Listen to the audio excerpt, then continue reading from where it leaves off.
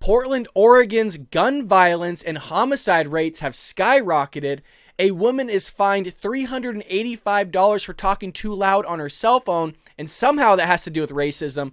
And we have UFOs, and I have a lot to say about that.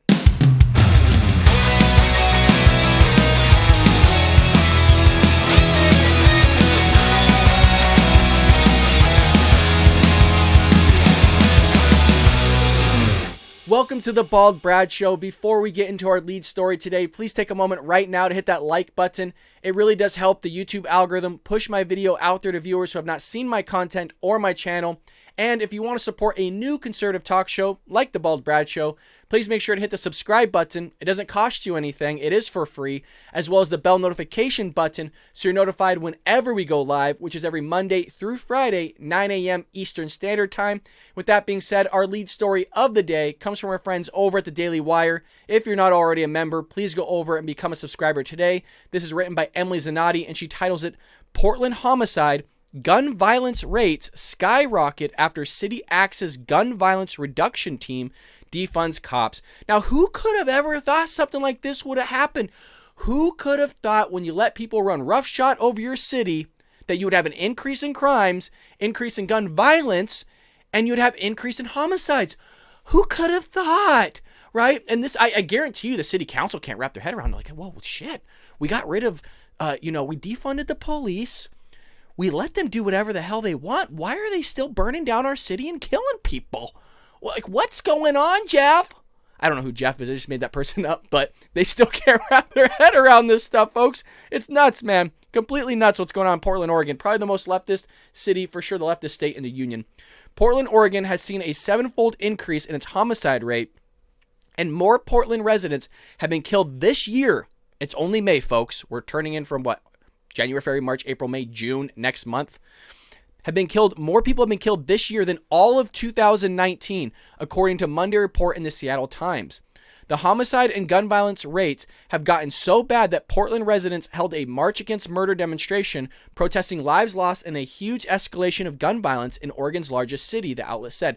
Now, I'm not a big fan of attributing people going on a march or a demonstration to kind of portray how big a certain event is or how big a problem is within a city. I mean, you can have a small problem going on in a city and have a lot of people protest it or just have people marching and doing a demonstration anyway. So just because somebody's out there protesting or doing a demonstration doesn't mean that whatever's taking place is actually a big deal. Now, it just so happens that what is taking place right now is a very big deal and a dramatic deal. And finally, you're having the residents of Portland rising up here because I don't know if you guys remember, for those that have been watching the show for a while, when they were burning down Portland, just creating, like I said, making just roughshod over the entire place, lighting things on fire, hurting the police, throwing things at the police, destroying public and private property. I was like, where are the residents at in all this? Where are the business owners complaining about this? Why are they not rising up and putting on demonstrations, showing that they don't support this kind of behavior? Why are they allowing Black Lives Matter, Antifa, leftists to just destroy their city and their public and private property? And all you're going to have to do is pay for that yourself. If you don't have insurance, you're completely screwed. So it's about time we're seeing it. And sadly, it takes people getting killed for them to finally realize, oh, this is probably not a good thing that's happening. Maybe we should fight back on this stuff. Unbelievable that it's taken this much and sadly costing people lives for them to finally get out in the streets and protest what the hell is going on in Portland, Oregon. The city's murder rate is still low compared to most major cities, but the number of dead is ever increasing, and most are minority Portland residents. Again, who could have thought when you allow this stuff to happen, it's usually minority or low-income residents that are the ones that are going to be affected. We talk about this all the time. It goes from economics to any situation. Usually when you don't have good governmental control, you're going to allow this stuff to happen. It's not the wealthy that are going to be hurt necessarily. It's the minorities or the ones that are in low income housing. And I don't want to even attribute this technically to minorities because it can be any race, any color, any creed. It doesn't really matter. You end up hurting everybody when this is going on because everybody's affected that is predominantly within Portland. I understand they're making the connection to the minority because maybe those are the ones that are either committing the homicides or they're the ones that are actually unfortunately passing away due to this type of crime. But we don't know the nuances, but let's go ahead and find out right now. As of Sunday morning, 37 people had died in Portland homicides this year, a more than 7-fold increase compared with the first 5 months of last year, and a stark contrast to Seattle, a larger city where 11 homicides have been recorded as of late May. So far this year, the victims have disproportionately been people of color. Okay, so that's what I kind of was thinking. The minority aspect of it was people of color. But again, my thing is I don't like always attributing it to people of color because, again, this type of stuff happens through all races again, but it is clearly predominantly happening to people of color here. And we always say that when you do some sort of thing, example, defunding the police, that's going to disproportionately affect people of color. So Black Lives Matter is only hurting black lives, but they try to pretend that, they care, they want to help them, they want to make their lives better. But then you have the co-founder or one of the leaders of Black Lives Matter just going out buying just willy-nilly all these houses for millions of dollars in a predominantly white neighborhood and not sitting there and maybe taking that money and putting it back into the organization or going out there and helping these underprivileged cities become even better. They don't want to do that. They just want to complain and shout racism, which we'll see later today. It's just easier to shout to the sky, everything's racist, the system's out to get me, but then I'm going to go purchase a, a few million dollar homes here and there, and then I'm going to leave Black Lives Matter because I got what I wanted out of the organization. So that's how that stuff works. It says here, more people died in gunfire last year in Portland, 40, than the entire tally of homicides the previous year. The number of shootings, 900, was nearly 2.5 times higher than the year before. The spike has continued this year with more than 150 shootings, including 45 people wounded and 12 killed so far, the Associated Press reported in March, noting that 2020 was the city's deadliest year in nearly a quarter century. The spike in crime follows the city's decision to strip funding from its police department and abolish a Portland police unit aimed at reducing gun violence. The gun violence reduction team, which disappeared last June after the death of George Floyd while in custody of the Minneapolis Police Department. Portland's mayor, Ted Wheeler, which is a complete idiot, by the way, begged to differ, suggesting last January that the murder rate was rising in Portland because it was rising in other major cities across the country, a trend he did not appear to connect to the defund the police movement. So this is why the guy's an idiot. He's basically saying, well, crime is happening in other major cities, so I'm going to connect that and say that the causation over there is affecting what's happening over here. That's an unbelievable mindset to have and basically say, well, it's just happening everywhere. There's really nothing to do with defunding the police or getting rid of this this task force or this reduction team that has to do with taking care of at least the gun violence aspect. Nothing to do with that. There possibly could not be any connection there. But, Ted Wheeler is doing yeoman's work in Portland, just, completely destroying a city. And like I said, just allowing people to run roughshod over the entire place. I believe if the gun violence reduction team were around today, we would still see a substantial, if not identical, increase in shootings in Portland, Wheeler said. This is clearly part of a larger national trend. Regardless, Wheeler asked to refund his city's police department during his State of the City speech in early May. The mayor of Portland, Oregon, called for nearly $2 million in additional funding for the city's police force and other agencies Friday, citing a rise in homicides and other violent crime. Members of the city council were either mum or not fully committed so far on whether they'll back the plan according to reports. So there you go. You defund the police and now you want to refund the police and maybe even up their pay or even just give them more funding. And who could have thought this could have ever happened, right? Who could have thought when you got rid of the police that it would disproportionately affect the minorities or people of color? I feel like we as conservatives, especially in the Bald Brad Show, Ben Shapiro, Steven Crowder, Candace Owens, Michael Knowles, Andrew Klavan, Charlie Kirk, anybody that's a conservative Republican had been saying this is exactly what's going to happen. And then, what? Who could have thought? Now it's happening. But this is what happens when you have leftists and idiots running your state or running your locality. You have this type of shit happening, and it's unbelievable because then they go, whoa, what happened? How could this possibly have happened? And the thing is, you still see that he doesn't want to back down from it because he's like, well, it's going on in other cities. No, man, you started this crap. And could he be right? Technically, could he still be right by saying, yeah, there's not really any connection here to defunding the police and getting rid of the reduction task force or whatever the heck you want to call this thing? Could he technically be right? Yes. Is he a little bit silly for saying, well, it's the crime is trending in all these other cities? Well, yeah, technically the crime is increasing in all these leftist cities and Democrat-ran cities. We've been talking about that for years at this point. You don't have to look any further than Portland, Oregon, Seattle, Los Angeles, Minneapolis. Like, just look around Baltimore. Any leftist ran area is predominantly dog do right now because they're not running it appropriately because they do this type of crap. And then when they have the violence increasing and the residents are getting pissed off and residents are dying, predominantly African-American people or people of color, black people, whatever you want to call them, are dying, which is terrible. Now it takes the residents to rise up now. It's a little too late at this point because a bunch of people are getting shot and killed. It says Wheeler has lately been focused on ending violent demonstrations that have taken place almost nightly in downtown Portland since last summer. Demonstrations that claim to be in support of a larger Black Lives Matter movement, even though Portland's BLM leaders have disavowed the destruction and Portland's minority residents say they've been forgotten as anarchist protesters focus their attacks on federal buildings in the city's downtown. You know what would probably help fix that, Wheeler? You know what would probably help fix that, leftists and Democrats and maybe the residents of Portland? How about funding your police department?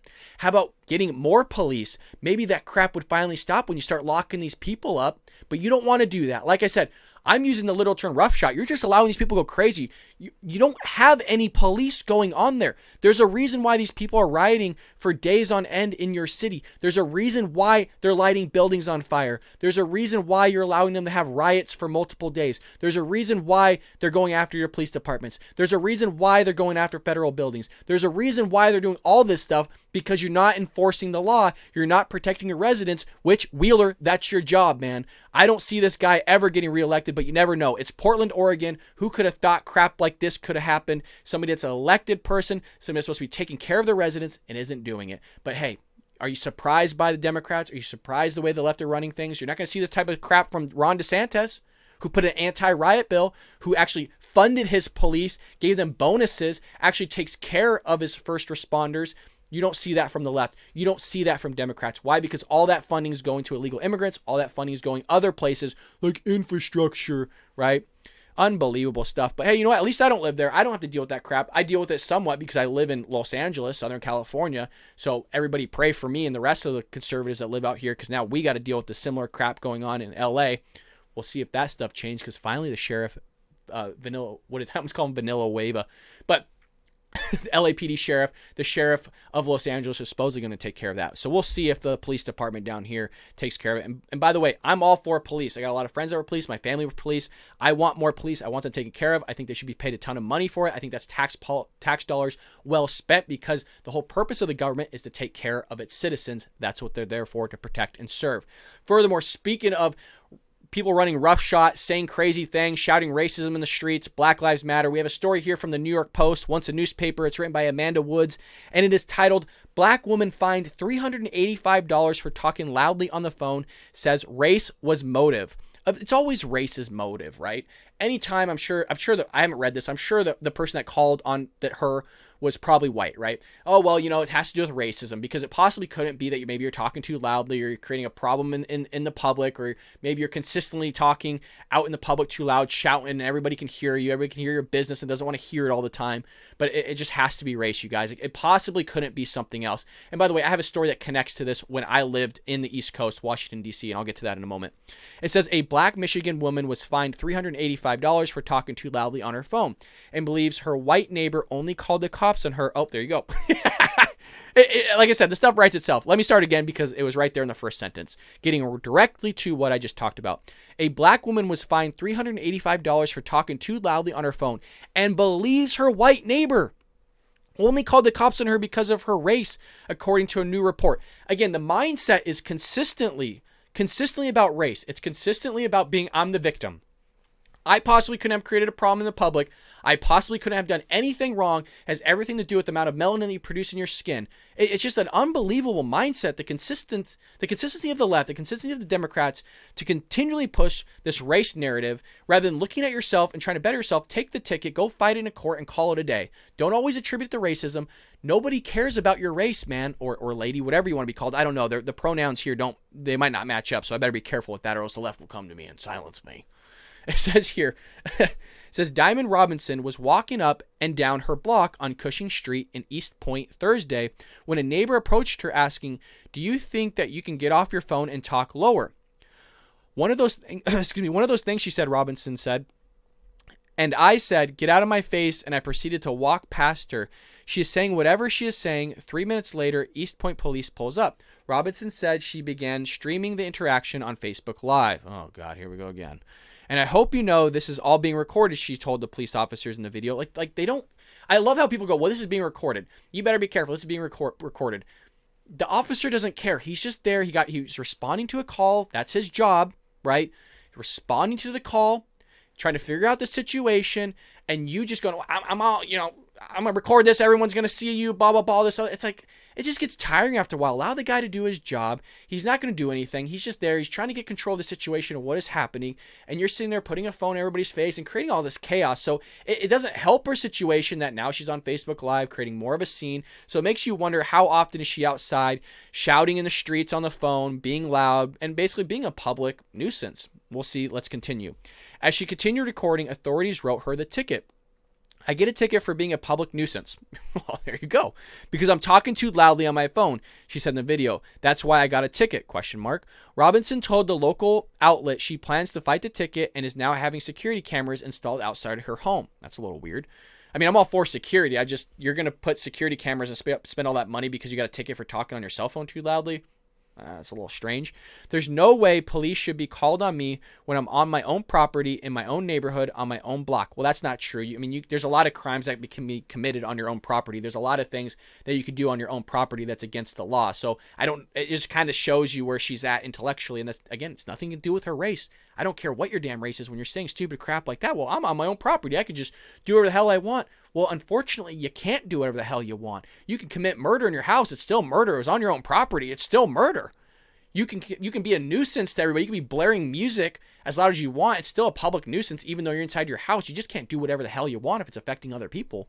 Now, I'm all kind of for, like, look, she got a ticket for talking on the cell phone too loudly. I mean, where's kind of the warning? Hey, tone it down, keep it down if you can, which makes me wonder if this is kind of a consistent problem. Makes me kind of wonder if this is the first time she's been called on. Because if you're going to give somebody a ticket on the cell phone, it is kind of a little bit silly. But, you never know. She could have been irate on the police officer. She could have been disrespectful with the guy's like, what, screw it. I was going to let you go off with the warning.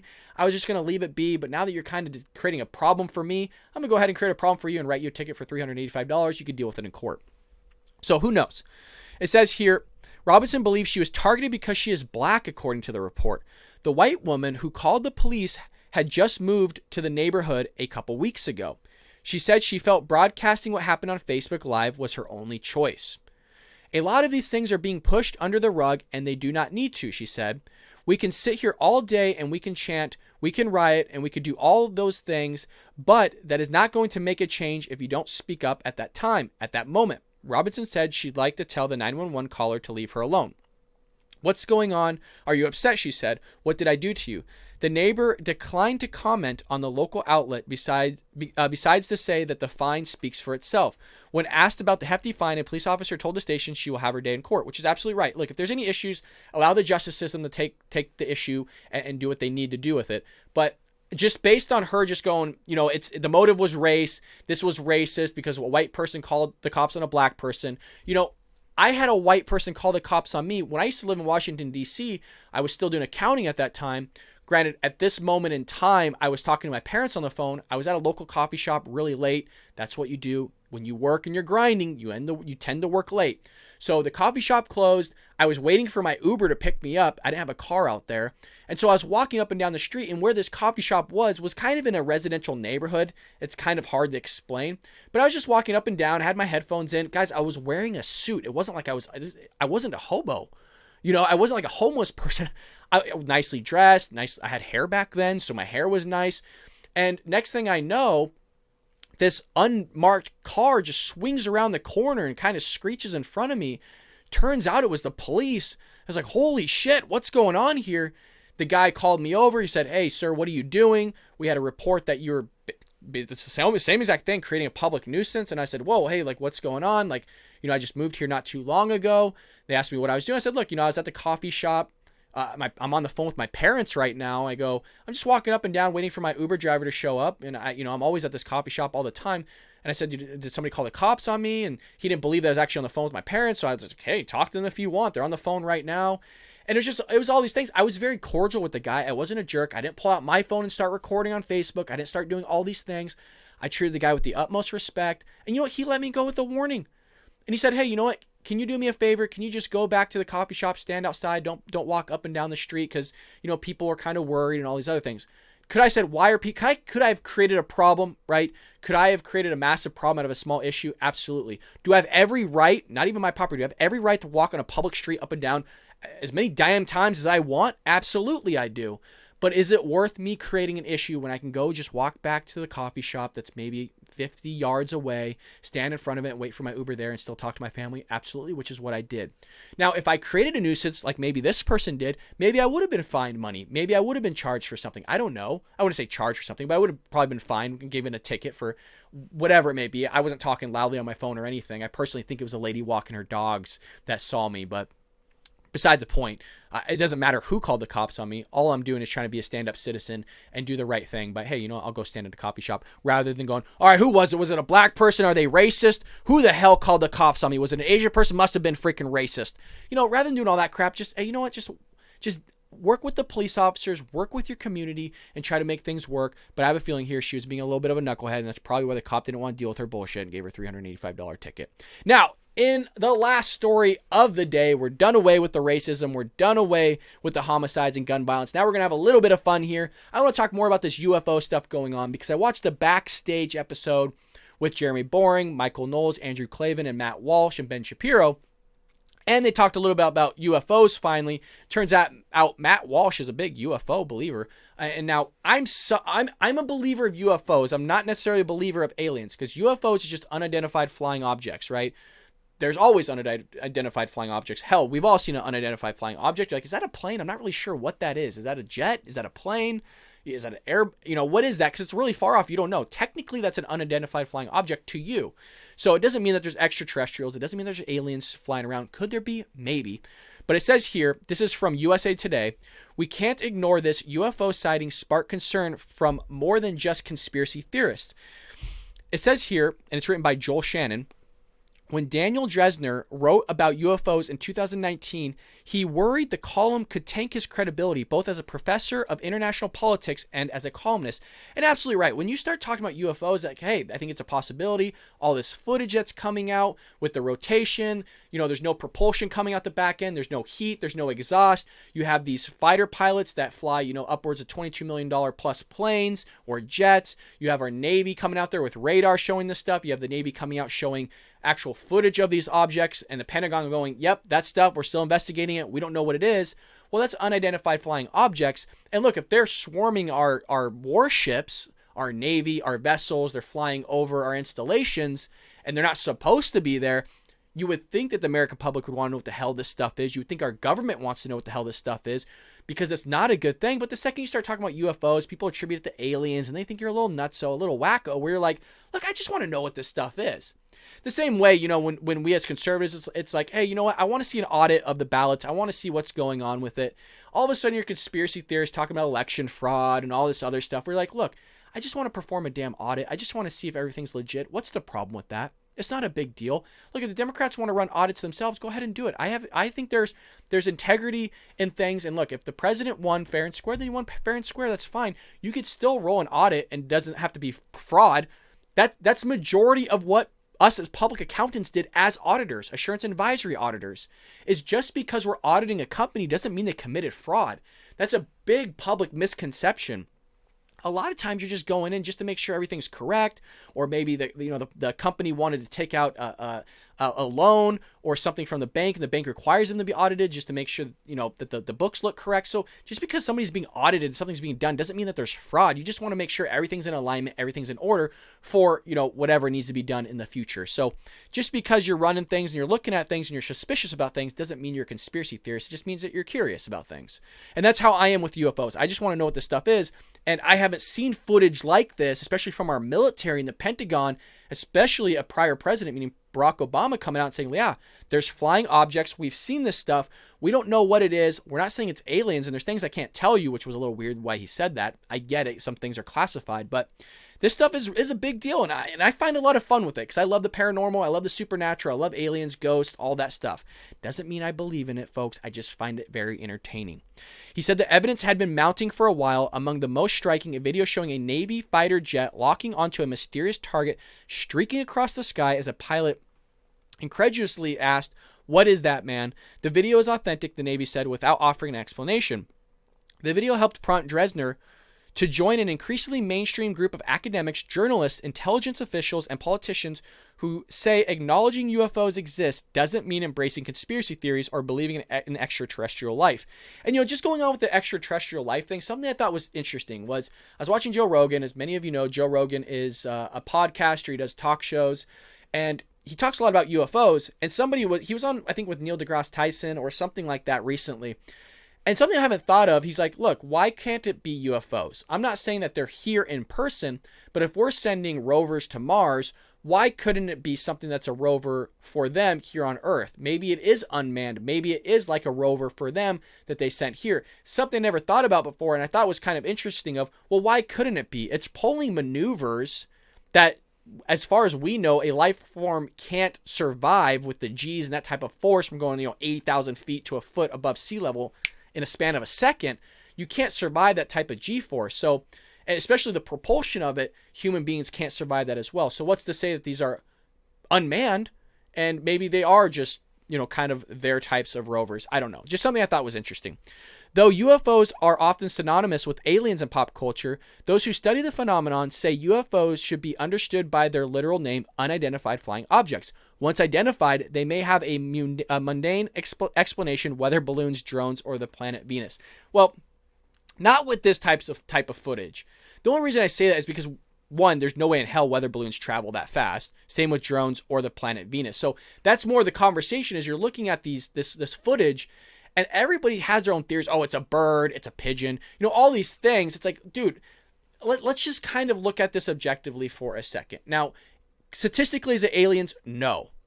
But when you're looking at this type of propulsion, you guys, if you look at the video and kind of the scan of it and you look around it and you're not seeing any exhaust come out, you can look at any footage with the same type of camera and look at the type of flying objects that we have on Earth, you're going to see propulsion. You're going to see exhaust coming out. You're going to see heat. You're not going to be able to fly a jet and just like rotate it going extremely fast without it falling apart or breaking apart. You don't see a jet going and then flying underwater and going over 100 or a few hundred knots underwater and being tracked. So all this stuff saying it's weather balloons, drones, or the planet Venus is a little bit silly to me, and that's what I don't like. Because Jeremy Boring, to connect it to the backstage episode, was saying to Matt Walsh and the others, well, it's statistically not aliens, and he's absolutely right. It's statistically not, extraterrestrial vehicles. He is correct in saying that. My issue, though, is Jeremy Boring and a lot of the guys at Daily Wire I look up to, and I think they're extremely smart, and I don't have usually any qualms with what they're saying. The only thing I didn't like what Jeremy Boring was saying was, oh, well, our systems could be getting hacked. So he was attributing it to the pyramid shapes that the USS Omaha caught footage of, kind of that night vision stuff. And he was like, oh, well, we could be getting hacked. And Matt Walsh said, well, this stuff has been visible from our fighter pilots. And you're telling me the guys that are high trained, that are some of the best in the world, when they got good eyes on this, you're saying that not only are they wrong, but their tracking's wrong as well. And he goes, well, I'm just saying it could be a thing. Well, in terms of this, I'm sorry, but you having camera footage of this stuff isn't you being hacked. It's a little bit of a silly statement on his part. Now, he makes some other good statements as well, but, especially with the radar scans that just came out of this stuff showing that these objects are swarming, literally swarming our vessels and our warships, which is not good, by the way, because we don't know what the hell's going on. And him to say that's being hacked. So you're saying the camera footage is hacked. You're saying that our scanners in the jets are hacked. You're saying that our radar systems on these vessels are hacked. If that's the issue, that makes me a lot more worried than anything else that's going on. Even more worried than these flying over our installations or whatever. If we're being hacked that easily, according to Jeremy Boring, that likes to talk about probability and statistics, we got a huge fucking problem. We got a massive problem if you're saying that hackability to our systems like that is up there. So I'm not a big fan of that type of language, because you're throwing the credibility out the window on what our fighter pilots are seeing. We have Navy pilots saying that you see this stuff every single day. This is not uncommon. We literally see them every single day, and you're going to attribute it to being hacked and all this other stuff. I just don't like that, because I think it diminishes the credibility of our fighter pilots, of our Navy, of our Air Force. I just don't like that aspect, and that's the only qualms I had with the whole talk show. Again, I'm a massive fan of the Daily Wire. I'm a massive, and I'm a supporter of the Daily Wire, and I will always be a supporter of what they're doing because I absolutely love what they're doing over there. For now, some sightings don't have widely accepted explanations, including examples documented on camera by multiple witnesses and with radar. Those most concerned about the phenomenon say some sightings suggest advanced craft performing maneuvers that should not be physically possible. Absolutely right.